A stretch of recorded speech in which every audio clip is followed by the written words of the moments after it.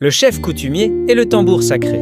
Dans un village reculé, niché entre les collines et les rivières d'une terre oubliée, vivait un chef coutumier respecté nommé Combé. Il n'était pas le plus fort, ni le plus riche, mais il possédait la sagesse des anciens, transmise de génération en génération.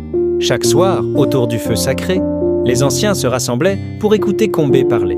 Sa parole était loi, mais il ne commandait jamais par la force. Il écoutait, il observait, il sentait les battements du village comme s'ils venaient de son propre cœur. Un jour, un jeune homme du nom de Madi revint d'une ville lointaine avec des idées nouvelles. Il défia les traditions et voulut briser les anciennes règles. Le village était divisé. Certains jeunes le suivaient, fascinés par ses paroles modernes.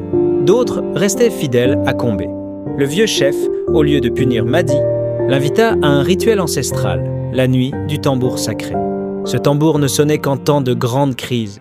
La nuit venue, Combé frappa le tambour une fois, puis il se tut. Le silence était lourd. Tous attendaient. Alors il parla, non pour convaincre, mais pour rappeler. Il parla des ancêtres, du respect, de l'unité, du lien entre le passé et l'avenir, de l'importance d'évoluer, sans oublier d'où l'on vient. Madi écouta, et pour la première fois, il comprit que le rôle d'un chef n'était pas seulement de diriger, mais de protéger l'âme du peuple. Le lendemain, Combé appela Madi près de lui et lui remit un collier de coris, un symbole de transmission.